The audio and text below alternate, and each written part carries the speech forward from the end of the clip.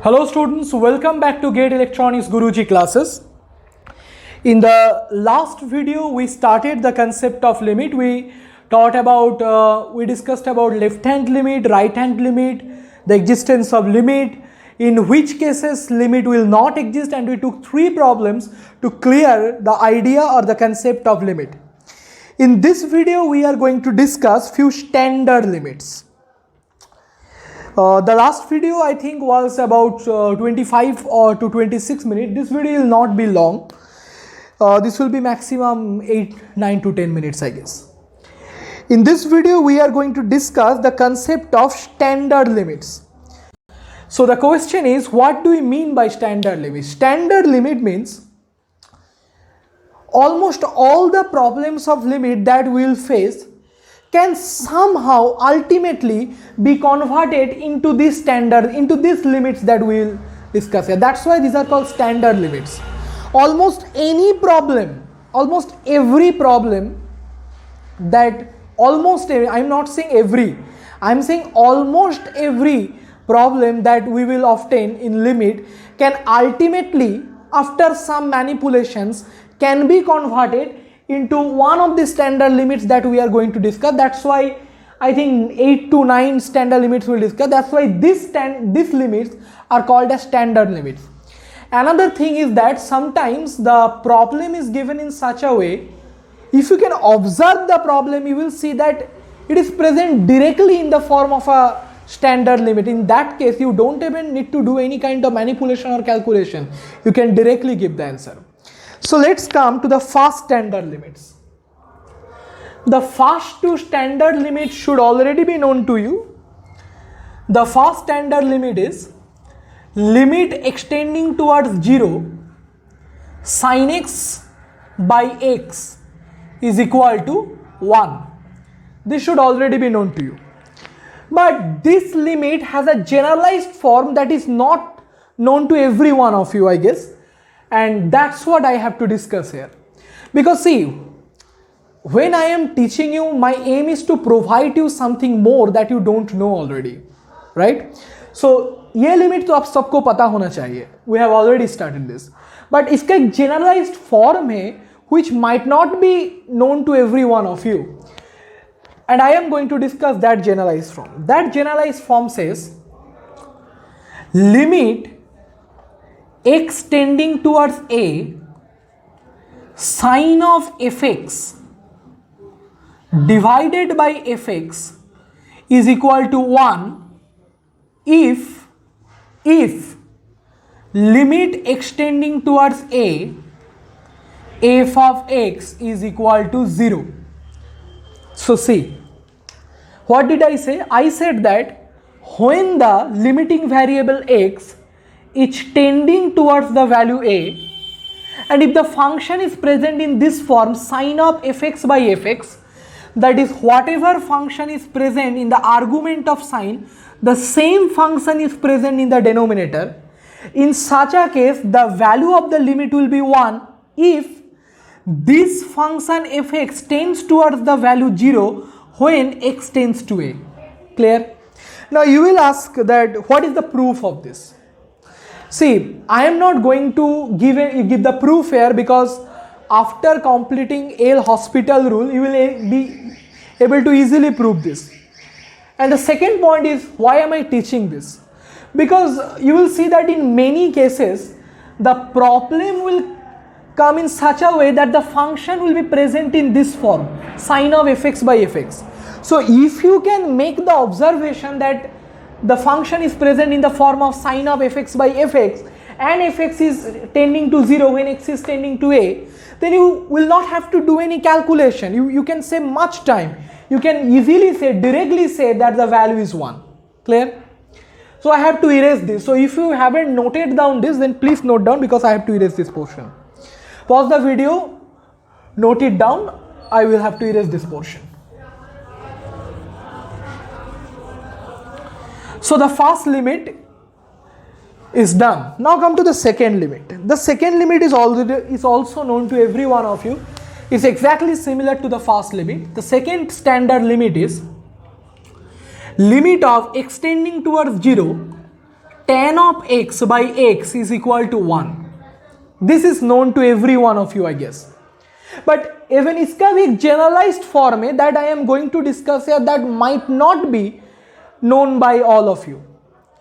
The generalized form is limit extending towards a tan of fx divided by fx is equal to 1 if limit of fx when extending towards a is 0. It's exactly similar to the first standard limit. So what I am saying, if I have the function present in this form, that is tan of fx by fx, so whatever function is present in the argument of tan, the same function should be present in the denominator. And if when the limiting variable x is tending towards a, if the function fx tends towards 0, then the value of this limit will be equal to 1. Clear up to this part? I am repeating again. If I have the function in such a form that tan of fx by fx, that is whatever function is present in the argument of tan, the same function is present in the denominator, and if the limiting variable x is tending towards a such that limit of fx when extending towards a is 0, then the value of this whole limit will be equal to 1. Clear? It's exactly similar to the first. So if you haven't noted it down, then please do note, because I have to erase this portion. Now come to the third standard limit. The third standard limit is also a very common one. It might be known to every one of you from class 12. The third standard limit is limit extending towards 0, 1 minus cosine of x divided by x square is equal to half. Clear? This should be known to every one of you. What you might not know is the generalized form of this. इसका भी एक generalized form है. The generalized form is limit extending towards a 1 minus cosine of fx divided by fx square is equal to half if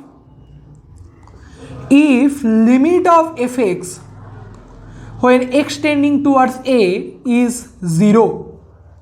So what did I say? I said that if I have the function in this form, that 1 minus cosine fx by fx square, that is whatever function, fx is a function of x, so whatever function is present in the argument of cosine, the square of the same function is present in the denominator, and if this condition is satisfied, that when x is tending towards a, the function fx is tending towards 0, then the value of this whole limit will be half.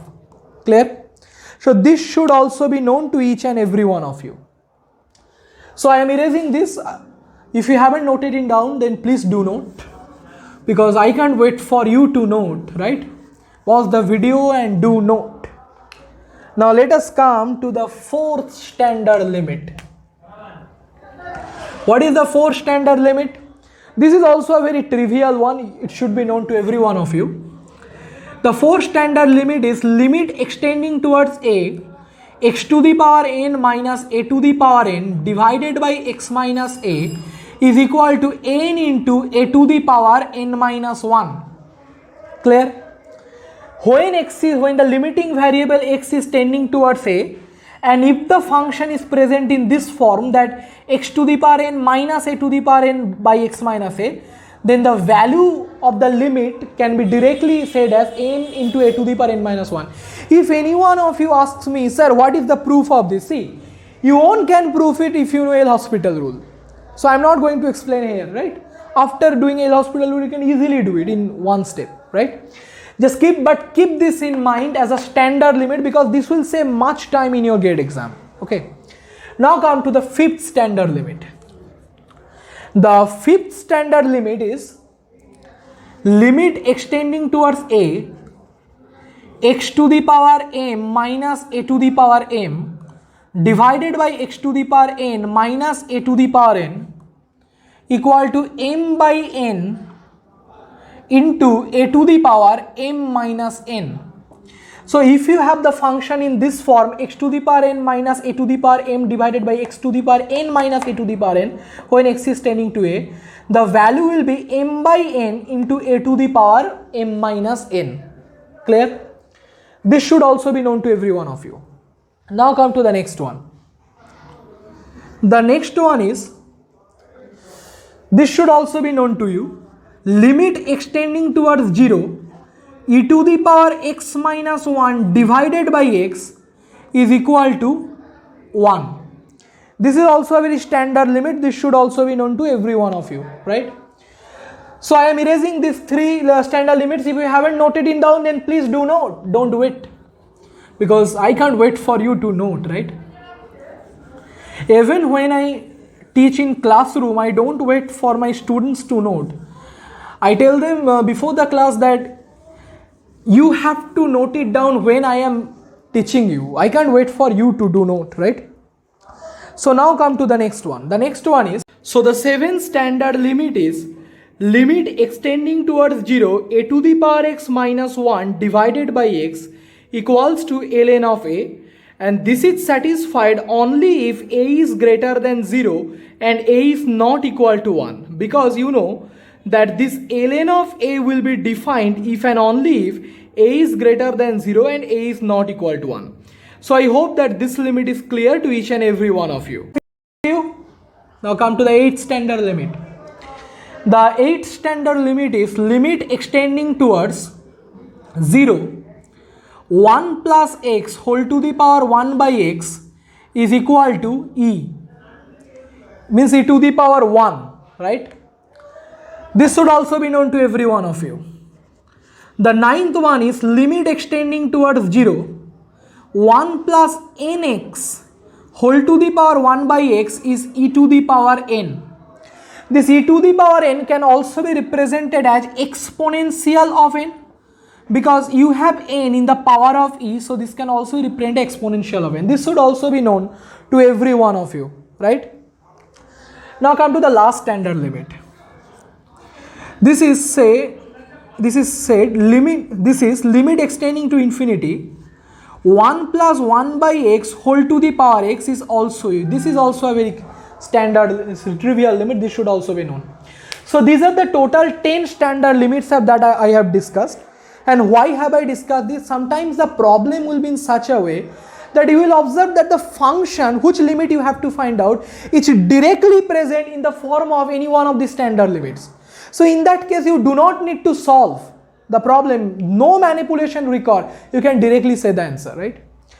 And obviously you have to observe the function in such a way that you can visualize that this function is present in the form of the standard limits. Obviously when I will solve problem, I will take problems from standard limits, where you have to observe the function and see and visualize that the function is present in the form of a standard limit. In that case, you do not need to do any calculation, any manipulation, you can directly say the answer. So I will end this video here. In the next video, we will discuss about determinate and indeterminate form of limit.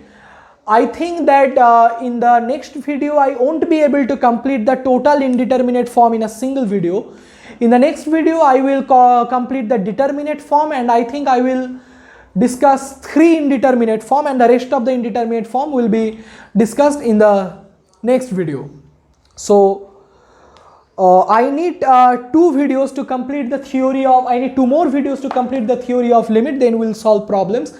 And again I have to say this, that if you haven't subscribed to my channel, then please do subscribe, because it's your likes, your comments and your subscriptions that motivates a teacher like me, an online educator like me, to make more and more videos for you. Thank you.